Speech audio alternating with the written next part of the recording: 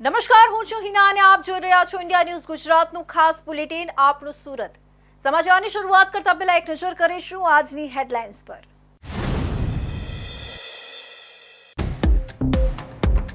5000થી વધુ મહિલાઓની કાવડ યાત્રા. હર હર મહાદેવના નાદથી સમગ્ર વિસ્તાર ગુંજી ઉઠ્યો. એક સાથે પાર્થેશ્વર શિવલિંગની પૂજાથી માહોલ ભક્તિમય બન્યો.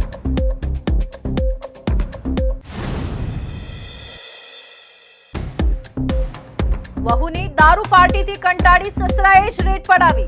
કહ્યું, સાહેબ મારી પુત્ર વધુ મિત્રો સાથે દારૂ પાર્ટી કરી રહી છે. હોટેલ રૂમમાંથી 2 યુવતી લથડિયા ખાતી 4 પુરુષ સાથે પકડાઈ.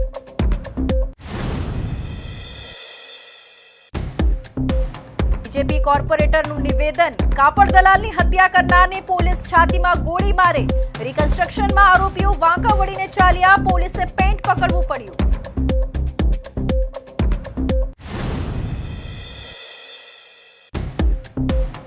રાજકોટ જેલમાં બંદીવાનો માટે નવી લાઇબ્રેરી કાર્યરત. 18,000થી વધુ પુસ્તકોની સુવિધા ઉપલબ્ધ. વાંચતા ન આવડતા માટે ઓડિયો લાઇબ્રેરીની વ્યવસ્થા.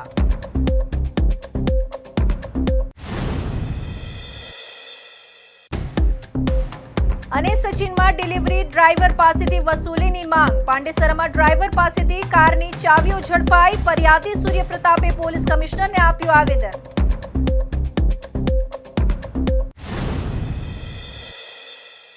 અને હવે જોઈશું સમાચાર વિસ્તારથી. શ્રાવણ માસના પાવન અવસરે સુરતમાં મહિલા ભક્તિની અનોખી છાપ જોવા મળી. સતત 13મા વર્ષે આયોજિત ભવ્ય કાવડ યાત્રામાં 5000થી વધુ મહિલાઓએ ભાગ લીધો. તાપી નદીથી કાવડમાં પવિત્ર જળ લાવી પાર્થેશ્વર શિવલિંગની પૂજા કરી હતી. ભક્તિ અને સંસ્કારથી રંજાયેલા આ ઉમંગભેર સંકલ્પે સમગ્ર મેદાનમાં હર હર મહાદેવના નારા ગુંજાવ્યા હતા. શ્રાવણ માસના પવિત્ર અવસરે ભક્તો કાવડ યાત્રા દ્વારા મહાદેવ પ્રત્યેની પોતાની ભક્તિ દર્શાવતા હોય છે. આ જ પ્રકારે સતત 13મા વર્ષે 5000 કરતાં પણ વધારે મહિલાઓની મહાકાવડ યાત્રા તેમજ પાર્થેશ્વર શિવલિંગની પૂજાના આયોજન સાથે સાથે મહિલાઓ દ્વારા ક્યારેય કાવડ યાત્રા ન થઈ હોય એના કરતાં પણ વિશાળ કાવડ યાત્રાનું આયોજન કર્યું હતું. આજે શ્રાવણ મહિનાના બીજા સોમવારની પૂર્વ સંધ્યાએ સુરતના કાપોદ્રા સિદ્ધ કુટીર મહાદેવ મંદિરથી તાપી કિનારે કાવડમાં પાણી લઈને 5000થી પણ વધારે મહિલાઓએ કાવડ યાત્રા કરી હતી. ત્યારબાદ આ કાવડ યાત્રા AK રોડ સ્થિત સ્પોર્ટ્સ કોમ્પ્લેક્સ જળક્રાંતિ મેદાન સ્થિત પહોંચીને સંત આધ્યાત્મિક ઓમ ગુરુના સાનિધ્યમાં અને રાજકીય અને સામાજિક મહાનુભાવોની ઉપસ્થિતિમાં 5000 જેટલી બહેનોએ પાર્થિવ શિવલિંગની પૂજા કરી હતી. મધર મહિલા ચેરિટેબલ ટ્રસ્ટના પ્રમુખ કોમલબેન પટેલે જણાવ્યું હતું કે આજે 5000થી વધુ બહેનોએ કાવડ યાત્રા બાદ એક સાથે પાર્થેશ્વર શિવલિંગની પૂજા અર્ચના કરી છે. અમારો લક્ષ્ય એટલો જ છે કે સમગ્ર ભારત જ નહીં પણ સમગ્ર વિશ્વની અંદર હિન્દુ ધર્મનો વધુને વધુ પ્રચાર થાય. એક સાથે 5000થી વધુ બહેનોએ ભક્તિભાવ સાથે જોડાતા સમગ્ર મેદાનની અંદર કેસરીઓ લહેરાયો છે.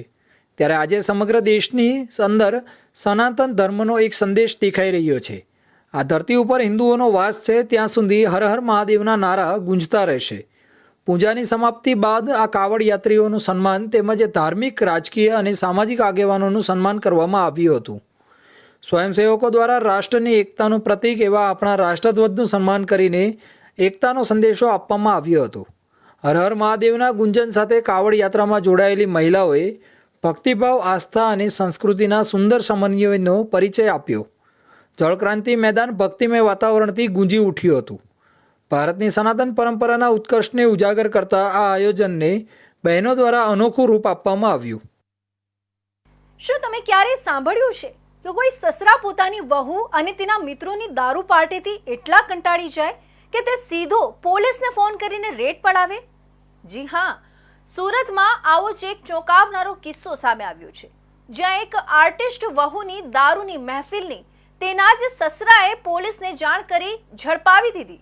પોલીસ કંટ્રોલ રૂમને એક અજાણ્યો કોલ મળ્યો, જેમાં કોલ કરનારે જણાવ્યું કે તેની વહુ પોતાના મિત્રો સાથે ડુમ્મસના એક જાણીતા વીકેન્ડ એડ્રેસ હોટલના રૂમ નંબર 443માં દારૂની પાર્ટી કરી રહી છે. આ કોલ હતો દારૂ પાર્ટી કરતા એ જ આર્ટિસ્ટ વહુના સસરાનો. સસરાએ પોતે જ પોલીસને માહિતી આપી હતી કે તેમની વહુ પોતાના મિત્રો સાથે દારૂની મહેફિલ માણી રહી છે. પોલીસ કંટ્રોલ રૂમમાં સસરાએ કોલ કરીને કહ્યું કે સાહેબ, મારી પુત્રની પત્ની પોતાના મિત્રો સાથે દારૂની પાર્ટી કરી રહી છે આ કોલ મળતા જ ડુમ્મસ પોલીસ પીસીઆર વાન સાથે તાત્કાલિક સ્થળ પર પહોંચી હતી. વીકેન્ડ એડ્રેસના રૂમ નંબર 443નો દરવાજો ખુલ્યો ત્યારે પોલીસ પણ આશ્ચર્યચકિત થઈ ગઈ. રૂમની અંદર 4 પુરુષ અને 2 મહિલા ફ્લોર પર કુંડાળું વળીને બેઠા હતા અને દારૂની મહેફિલ ચાલી રહી હતી. દારૂની તીવ્ર ગંધ આખા રૂમમાં ફેલાઈ ગઈ હતી. પોલીસે સ્થળ પર જ તમામની પૂછપરછ શરૂ કરી હતી. તપાસ દરમિયાન પકડાયેલા લોકોમાં મીત હિમાંશુભાઈ વ્યાસ, સંકલ્પ અજય પટેલ, લોક ભાવેશ દેસાઈ અને સમકિત કલાપીભાઈ વીમાવાલાનો સમાવેશ થાય છે. આ બધાની આંખો લાલચોળ હતી અને તેઓએ પોતાની શારીરિક સ્થિતિનું સંતુલન જાળવી શકતા નહોતા.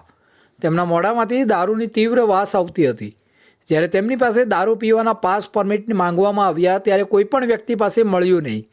આ પાર્ટીમાં 2 મહિલા પણ હતી જે બંને આર્ટિસ્ટ છે. મહિલા પોલીસની હાજરીમાં તેમની તપાસ કરવામાં આવી. એક મહિલાની ઉંમર 24 વર્ષ અને બીજીની ઉંમર 25 વર્ષ હતી. બંનેના મોઢામાંથી દારૂની વાસ આવતી હતી અને તેમની પાસે પણ કોઈ પાસ કે પરમિટ નહોતી. આ જ મહિલાઓમાંથી એક હતી જેના સસરાએ પોલીસને ફોન કર્યો હતો. ડુમસ રોડ પર આવેલા વીકેન્ડ એડ્રેસના મેનેજર ગૌતમ પટેલે સ્પષ્ટતા કરી છે કે આ ઘટના માટે હોટલ પ્રશાસન જવાબદાર નથી. તેમણે જણાવ્યું કે હોટલમાં કુલ 464 રૂમ છે, જેમાંથી માત્ર 100 રૂમ હોટલની માલિકીના છે, જ્યારે બાકીના 364 રૂમ અલગ અલગ માલિકોના છે. જે રૂમ નંબર 443માં દારૂની મહેફિલ ઝડપાઈ એ રૂમ હોટલે નીલમ પ્રમોદ કેસાનને વેચાણ દસ્તાવેજથી આપ્યો હતો. નીલમ કેસાને આ રૂમ દર્શન નામની વ્યક્તિને ભાડે આપ્યો હતો, જેનો ભાડા કરાર એપ્રિલ મહિનામાં જ પૂરો થઈ ગયો હતો. આમ હોટલના નિયમો અને માલિકીની દ્રષ્ટિએ આ રૂમ પર હોટલનું સીધું નિયંત્રણ નહોતું.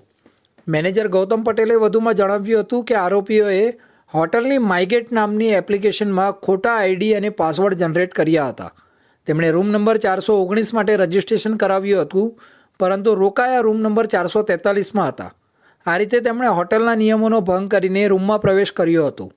મેનેજરે એ પણ જણાવ્યું કે આ સમગ્ર ઘટના બાદ તેમણે પોલીસને સંપૂર્ણ માહિતી અને સહકાર આપ્યો છે અને હોટલ પ્રશાસન આ પ્રવૃત્તિમાં કોઈ રીતે સામેલ નથી.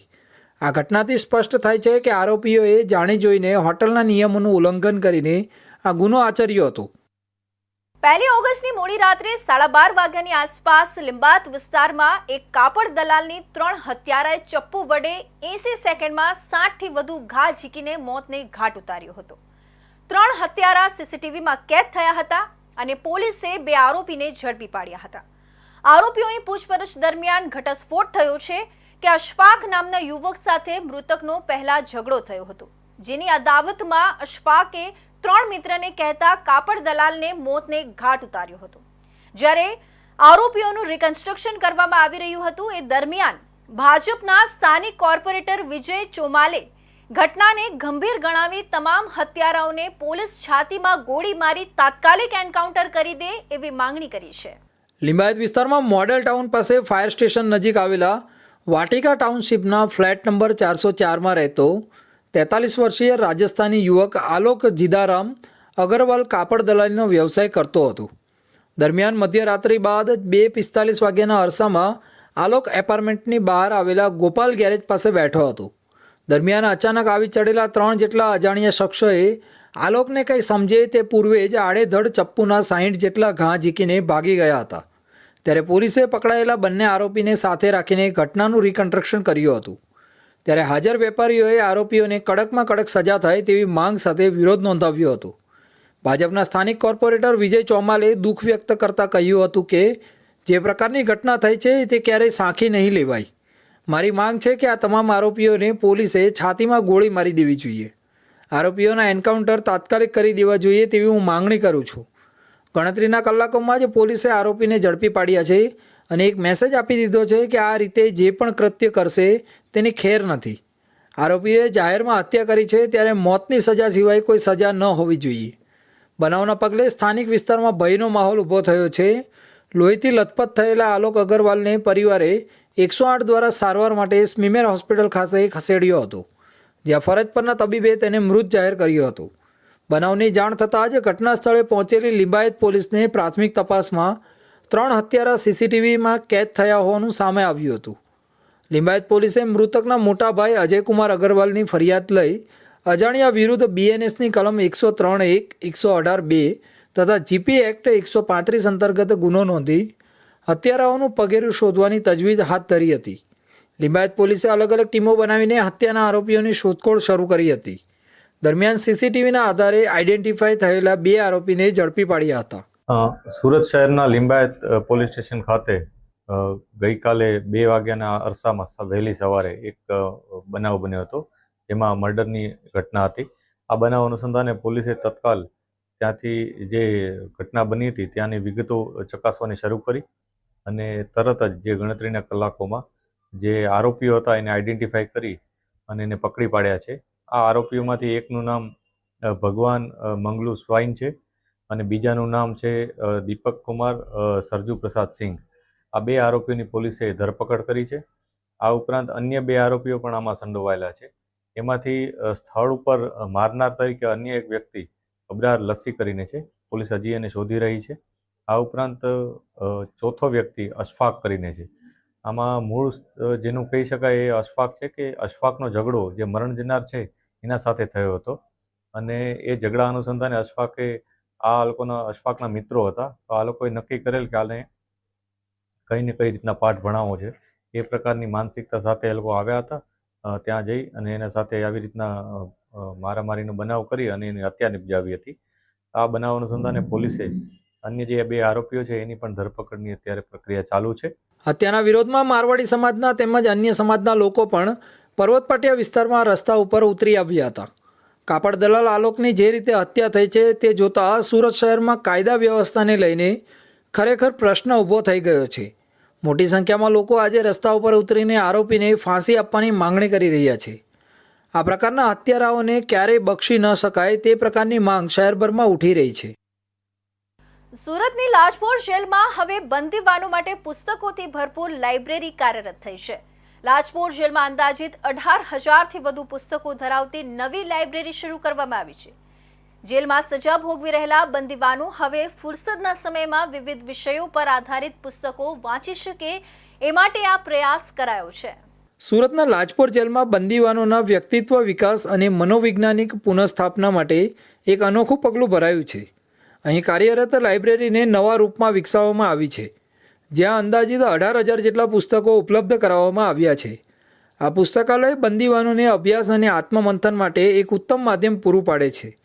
લાજપોર જેલ દ્વારા માહિતી આપવામાં આવી કે આ લાઇબ્રેરી માટે અનેક સામાજિક સંસ્થાઓ અને સંકલિત કોષો દ્વારા પુસ્તકો ડોનેટ કરવામાં આવ્યા છે.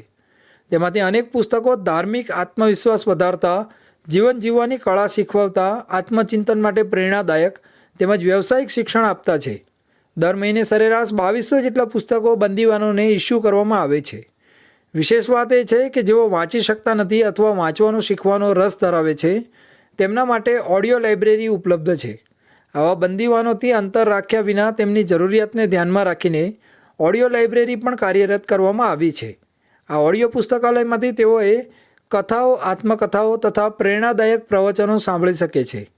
લાઇબ્રેરીને વ્યવસ્થિત રીતે સંચાલિત કરવામાં આવે છે અને દરેક બંદીવાનને કયું પુસ્તક વાંચ્યું છે, કેટલો સમય આપ્યો છે અને તે શું રસ ધરાવે છે તે તમામ બાબતોનો ટ્રેક રેકોર્ડ પણ જતાવવામાં આવે છે. જેલ પ્રશાસન મુજબ સતત વાંચનના અભ્યાસથી અનેક બંદીવાનોના આધ્યાત્મિકતા, શાંતચિત્તતા અને ચિંતનશીલતા જેવી પોઝિટિવ ભાવનાઓમાં વધારો થયો છે. તેમાંથી કેટલાકે તો પોતાનું જીવન નવી દિશામાં દોરી જવાનું નક્કી કર્યું છે. જેલમાં લાઇબ્રેરી જેવી પહેલ માનવતા તરફ એક દ્રઢ પગલું છે, જે માત્ર સજા પૂરતી ન રહી સમાજમાં પુનઃસ્થાપન માટે સકારાત્મક રીતે યોગદાન આપે છે. લાજપોર જેલ ખાતે કેદી સુધારાત્મક પ્રવૃત્તિ બાબતે ઘણી બધી એક્ટિવિટીઝ ચાલી રહી છે. તેના જ એક ભાગરૂપે અત્રે લાઇબ્રેરી છે તેમાં 18,000થી વધારે પુસ્તકો છે.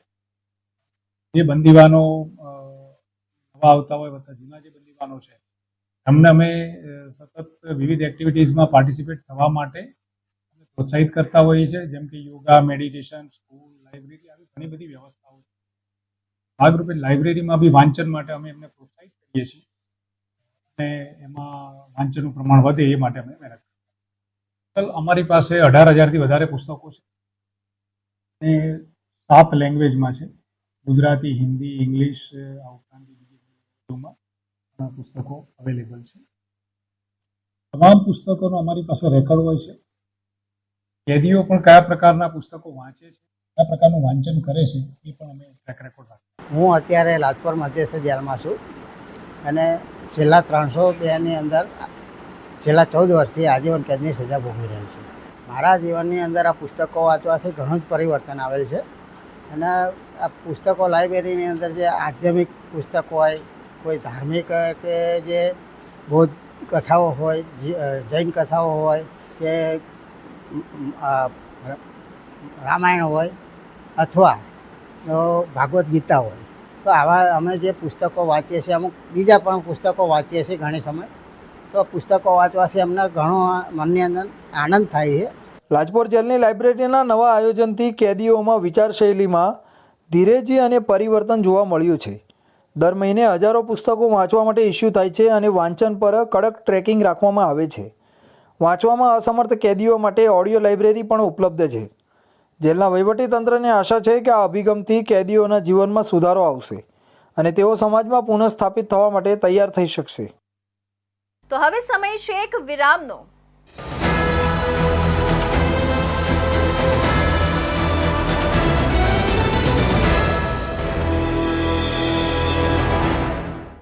મુદ્દાઓ છે દેશના,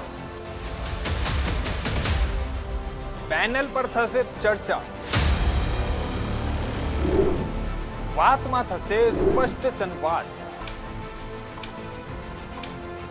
અમે લાવીએ છીએ તમારા પ્રશ્નોને મંચ પર.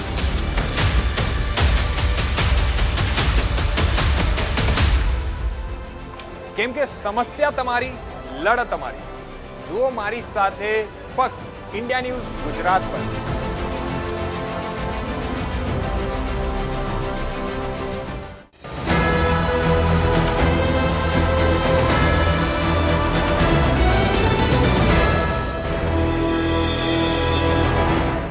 વિરામ બાદ ફરી આપ સૌનું સ્વાગત છે. સચિન વિસ્તારમાંથી શરૂ થયેલી ગુંડા ટેક્સ વસૂલીની ઘટનાઓ હવે ગુના નહીં પણ વિવાદનું રૂપ ધારણ કરી રહી છે. ફરિયાદી સૂર્યપ્રતાપે વાહન ચાલકો પાસેથી થઈ રહેલી ધમકીભરી વસૂલી અને પોલીસના નિષ્ક્રિય વલણ સામે અવાજ ઉઠાવ્યો છે. ફરિયાદમાં જણાવ્યું કે ડિલિવરી માટે ગયેલા ડ્રાઈવર પાસે 4 લાખની માંગણી કરાઈ. ઘટના સમયે પોલીસ આવી પણ આરોપી ફરાર થઈ ગયો. બીજી ઘટના પાંડેસરાની છે કે જ્યાં ડ્રાઈવર પાસેથી ચાવી ઝપટી કાર ખસેડાઈ.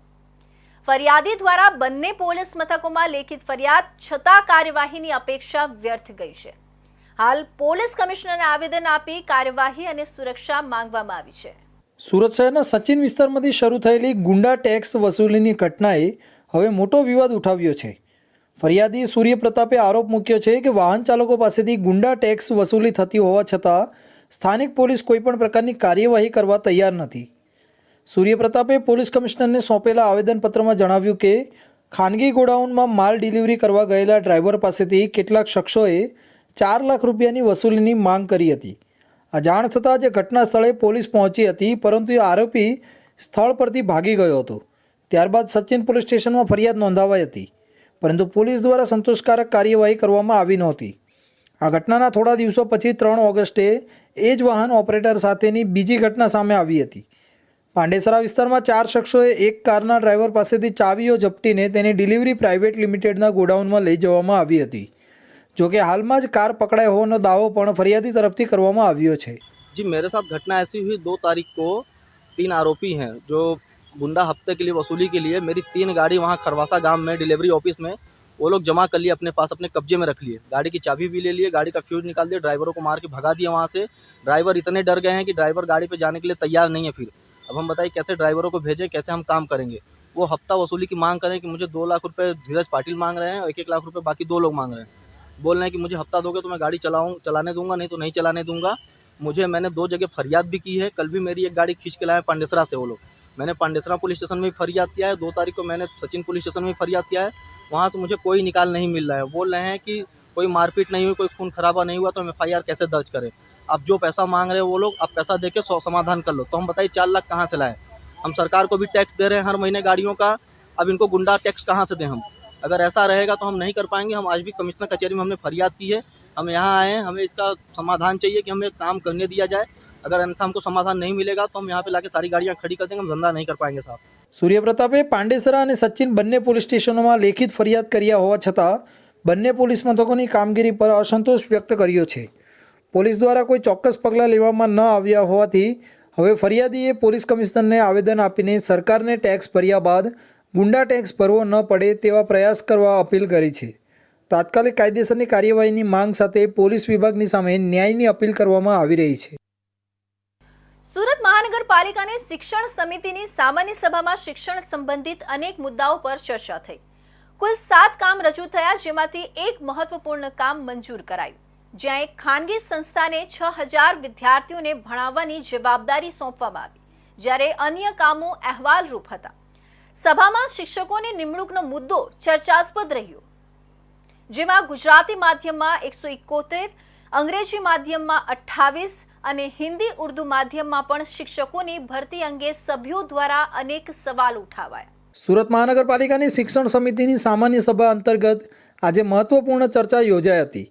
આ બેઠકમાં કુલ 7 કામો મંજૂર કરવામાં આવ્યા હતા, જેમાંથી 6 કામ માત્ર અહેવાલ સ્વરૂપે હતા, જ્યારે એક મુખ્ય કામને મંજૂરી આપવામાં આવી હતી.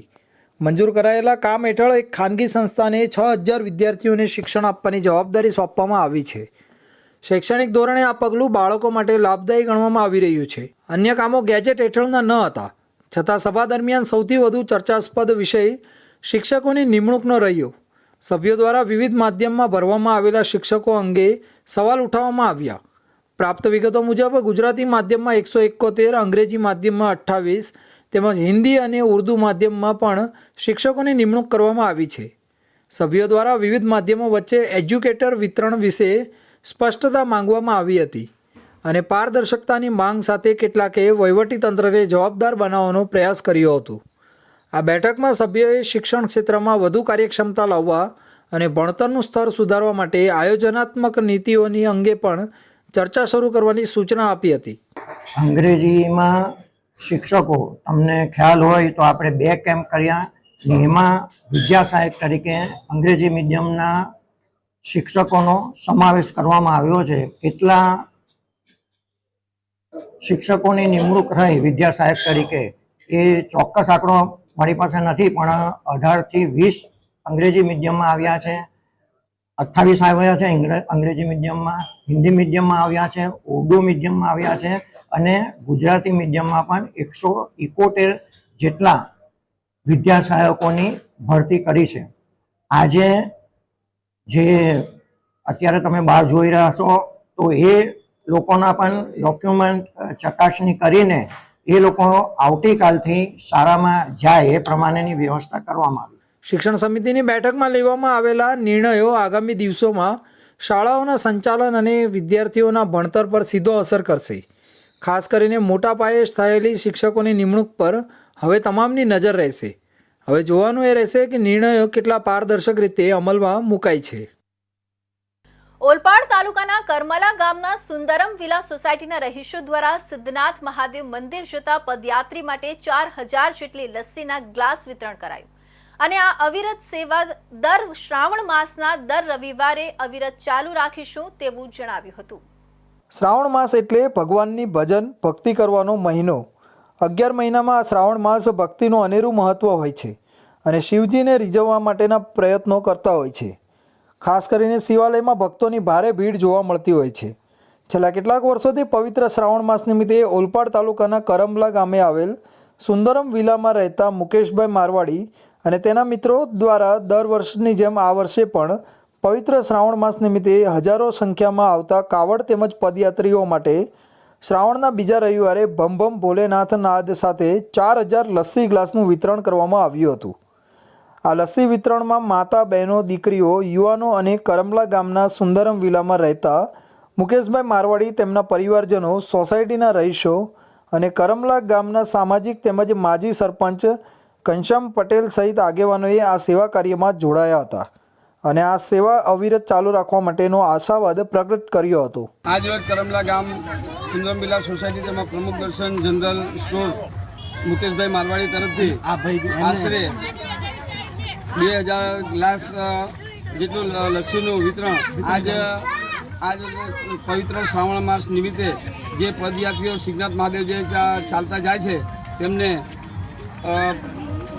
સેવા તરીકે યોગદાન છે. શ્રાવણ માસમાં ભક્તિ સાથે સેવા પણ પરમ ધર્મ બની જાય છે, ત્યારે કરમલા ગામના રહીશો જે રીતે ભક્તોની સેવા માટે અવિરત યત્ન કર્યો છે તે અન્ય સમાજ માટે પણ એક પ્રેરણારૂપ પાથ બતાવે છે.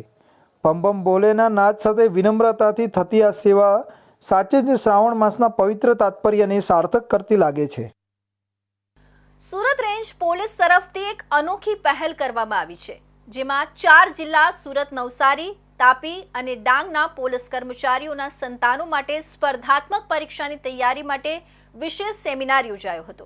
આ કાર્યક્રમમાં અંદાજે 1000થી વધુ વિદ્યાર્થીઓએ ભાગ લીધો હતો.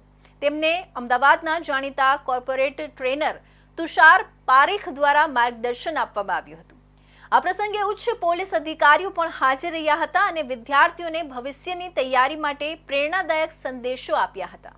સુરત રેન્જ પોલીસ દ્વારા એક અનોખી અને પ્રશંસનીય પહેલ હેઠળ વિદ્યાર્થીઓ માટે સ્પર્ધાત્મક પરીક્ષાની તૈયારી માટે વિશેષ માર્ગદર્શન સેમિનારનું આયોજન કરવામાં આવ્યું હતું. સુરત, નવસારી, તાપી અને ડાંગ જિલ્લાના પોલીસકર્મીઓના પરિવારજનોમાંના ધોરણ 5થી 12માં અભ્યાસ કરતા આશરે 1000 જેટલા વિદ્યાર્થીઓએ આ કાર્યક્રમમાં ભાગ લીધો હતો. આ માર્ગદર્શન સેમિનાર કામરેજના વાવ ગામ ખાતે આવેલી શ્રી વશિષ્ઠ વિદ્યાલયના ઓડિટોરિયમમાં યોજાયો હતો. અમદાવાદના પ્રસિદ્ધ નારાયણન ગ્રુપના કોર્પોરેટ ટ્રેનર તુષાર પારેખે વિદ્યાર્થીઓને સ્પર્ધાત્મક પરીક્ષાની તૈયારી માટે જરૂરી માહિતી, સમય વ્યવસ્થાપન, સ્ટડી પ્લાનિંગ, મનોબળ જાળવી રાખવા અંગે ઉપયોગી સલાહ આપી હતી. આ કાર્યક્રમમાં સુરત જિલ્લાના પોલીસ વડા હિતેશ જોયસરે વિદ્યાર્થીઓને પ્રોત્સાહન આપતું સંબોધન કર્યું હતું. તેમણે વિદ્યાર્થીઓને સતત પ્રયત્ન અને દ્રઢ નિશ્ચય સાથે આગળ વધવા માટે પ્રેરણા આપી હતી. સાથે જ headquarter DYSP IJ. Patel, LCB PI RB. Bhadol, Kamrej PI AD. Chavda સહિતના ઉચ્ચ પોલીસ અધિકારીઓ પણ ઉપસ્થિત રહ્યા હતા. આ આવકાર્ય પહેલથી વિદ્યાર્થીઓમાં નવા ઉદ્દેશો અંગે જાગૃતિ ફેલાઈ છે, તેમજ ભવિષ્યની પરીક્ષા માટે જમણો દિશા માર્ગ મળી રહ્યો છે. સુરત રેન્જ પોલીસ દ્વારા કરાયેલું આયોજન માત્ર શૈક્ષણિક નહીં પણ માનસિક સ્તરે પણ વિદ્યાર્થીઓને મજબૂત બનાવનાર સાબિત થયું છે. વિદ્યાર્થીઓ અને તેમના માતા પિતાએ પણ આ સેમિનારને ખૂબ સારો પ્રતિસાદ આપ્યો હતો. આવા કાર્યક્રમો દ્વારા પોલીસ વિભાગનો સામાજિક દ્રષ્ટિકોણ વધુ મજબૂત બનતો જાય છે, જે પ્રશંસનીય છે. મહિલાઓના સર્વાંગી વિકાસને માટે સરકાર કટિબદ્ધ થઈને કામગીરી કરી રહી છે, ત્યારે મહિલાઓ પગભર થાય અને પરિવારને મદદરૂપ થાય તે દિશામાં નારી વંદના સપ્તાહની ઉજવણી અનુસંધાને મહિલા રોજગાર મેળાનું તાપીના વ્યારા ખાતે આયોજન કરવામાં આવ્યું હતું. મહિલાઓ પગભર થાય અને તેઓ પુરુષ સમોવડી બને તે દિશામાં સરકારે અનેકવિધ યોજનાઓ અમલમાં મૂકી છે, જેના ઉપલક્ષમાં આજે તાપી જિલ્લાના વ્યારા ખાતે કલેક્ટર કચેરીના ઓડિટોરિયમ હોલ ખાતે નારી વંદના કાર્યક્રમનું આયોજન જિલ્લા પંચાયત પ્રમુખ સહિતના હોદ્દેદારો અને અધિકારીઓની ઉપસ્થિતિમાં થયું હતું. કાર્યક્રમ વેળાએ પગભર થવા ઈચ્છુક મહિલાઓને રોજગારી મળી રહે તે માટે લોન સહાયના ચેકોનું વિતરણ પણ કરવામાં આવ્યું હતું. આ સાથે જ જે મહિલાઓ નોકરી કરવા માંગતી હોય તેવી મહિલાઓ માટે જુદી જુદી એજન્સીઓ દ્વારા નિમણૂક કરવામાં આવી હતી. આ કાર્યક્રમમાં મોટી સંખ્યામાં મહિલાઓ ઉપસ્થિત રહી રોજગારી મેળવી સરકારનો આભાર વ્યક્ત કર્યો હતો. આજરોજ સરકારશ્રી દ્વારા નારીવંદન સપ્તાહની જે ઉજવણી થઈ રહી છે એના ભાગરૂપે સ્વાવલંબન દિવસની ઉજવણી થઈ રહી છે અને એના જ ભાગરૂપે આજે રોજગાર મેળાનું આયોજન કરવામાં આવેલું છે તાપી જિલ્લામાં. તાપી જિલ્લાના તમામ તાલુકાઓમાંથી બહેનોને બોલાવવામાં આવી છે અને બહુ મોટી સંખ્યામાં લગભગ 400થી ઉપર જેટલી બહેનો આજે આજના પ્રોગ્રામમાં હાજર રહી છે. જુદા જુદા નોકરીદાતાઓ, જુદી જુદી એજન્સીઓ દ્વારા પણ આજે એ લોકોને નોકરી આપવા માટેના જે છે એમના બાયોડેટા લેશે અને એમને એમના અનુકૂળ પ્રમાણે નોકરી આપવામાં આવશે.